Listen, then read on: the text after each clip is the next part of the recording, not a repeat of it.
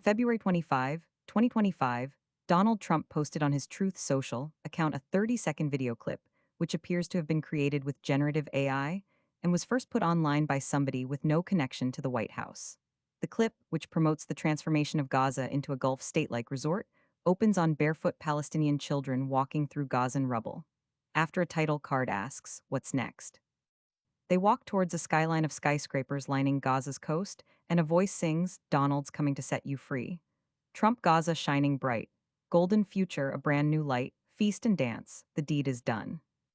The scenes shown are Teslas driving through the streets, someone with a striking resemblance to Elon Musk eating bread dipped in hummus, Hamas militants with full beards dancing flirtatiously in bikinis and sheer belly dancing skirts, a child holding a giant gold Trump balloon, Trump dancing with a scantily clad woman in a nightclub, Musk showering people with cash, a Trump Gaza building, golden Trump merch including his statues on sale, a gigantic golden Trump statue.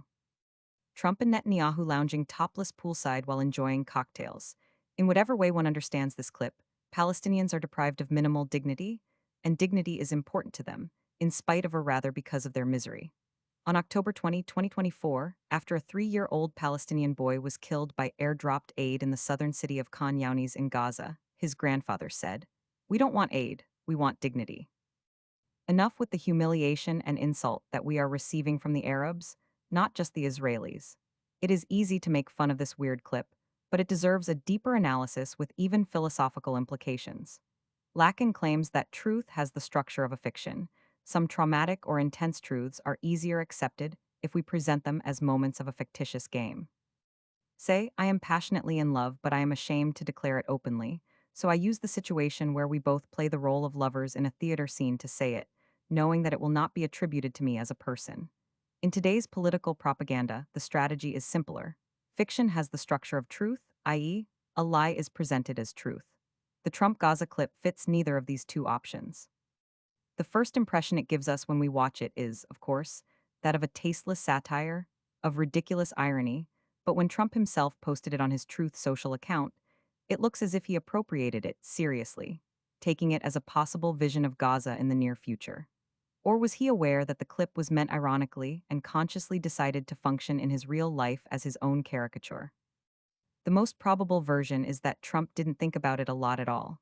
He saw it as a funny, crazy clip and thought, it will raise controversy and make me even more popular, so why not? There are cases where the relationship between truth and fiction gets even more complex. In mid-February 2025, reports circulated that Israel's military were dropping leaflets across the Gaza Strip, which openly threatened the territory's entire population of more than 2 million people with forced displacement and death. Here is the message. To the honorable people of Gaza, after the events that have taken place, the temporary ceasefire, and before the implementation of Trump's mandatory plan, which will impose forced displacement upon you whether you accept it or not, we have decided to make one final appeal to those who wish to receive aid in exchange for cooperating with us. We will not hesitate for a moment to provide assistance. Reconsider your position. The world map will not change if all the people of Gaza cease to exist. No one will feel for you, and no one will ask about you. You have been left alone to face your inevitable fate. Iran cannot even protect itself, let alone protect you, and you have seen with your own eyes what has happened. Neither America nor Europe care about Gaza in any way. Even your Arab countries, which are now our allies, provide us with money and weapons while sending you only shrouds. There is little time left, the game is almost over. Whoever wishes to save themselves before it is too late, we are here, remaining until the end of time. To add an obscene insult to injury, the message includes a passage from the Quran. We will certainly test you with a touch of fear and famine and loss of property, life, and crops. Give good news to those who patiently endure who say, when struck by a disaster, surely to Allah we belong and to Him we will all return. I think these leaflets, on the top of which there are photos of Netanyahu and Trump, are fake, false news, but done by whom? Not the Palestinians, but by unofficial Israeli sources as a part of the complex psychological warfare. The public diplomacy of Israel, called Hasbara, roughly translated as explaining, is a well-coordinated massive effort to justify measures which are perceived as unacceptable by global opinion. The explaining is done in multiple forms, by official state organs, private organizations, and visible public figures, artists, journalists, scientists, but also as anonymous rumors spreading conspiracy theories or faked documents attributed to the enemy. Another Hasbara strategy is to allow, or solicit, lower level political figures often state openly what top leaders don't say openly or even deny. Such statements, although not widely reported in the media, explain what the more polite statements of top politicians imply. For example, Owen Jones has shown on his podcast a recorded statement by the Israeli Deputy Parliament Speaker Nissim Vatchery which says, "Who is innocent in Gaza? Civilians went out and slaughtered people in cold blood. We need to separate women and children and kill the adults in Gaza. We are being too considerate." And then he makes an even further step, including children. Every child born now, in this minute, is already a terrorist when he is born. This is in no way a mistake, but part of a well planned, complex strategy. The amount of work grew exponentially so that the Israeli Hasbara machinery had to rely also on AI. The Israeli government decided to use AI generated pro Israel content and astroturfed social media campaigns. One of the new AI bots, which was reported in the press, was branded as FactFinder AI. It was designed to correct misinformation, reconcile the paradoxes of Hasbara, automate and expand Hasbara campaigns, and reinforce Zionist narratives. However, when exposed to the real data landscape, the bot encountered undeniable realities: Israel's history of occupation, apartheid, and war crimes, and instead of ignoring them, as Zionist Hasbara does, the AI bot began processing them into responses. Israel's AI Hasbara campaign backfired spectacularly, because even AI, when confronted with historical records, existing media narratives, and empirical data, could not fabricate a coherent pro-Israel stance because there is no coherent pro-Israel stance. 5. The result was thus that AI glitches happen from time to time, glitches which are not just a technical malfunction.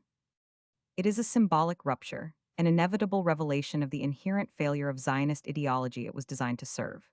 And what if the genocide leaflet is something similar, not simply a glitch but a second-level fake, a fake document whose very rather obvious glitches? The leaflet is printed on paper with shin bet marks. The reference to Quran is ridiculous. No Muslim Arab would write like that.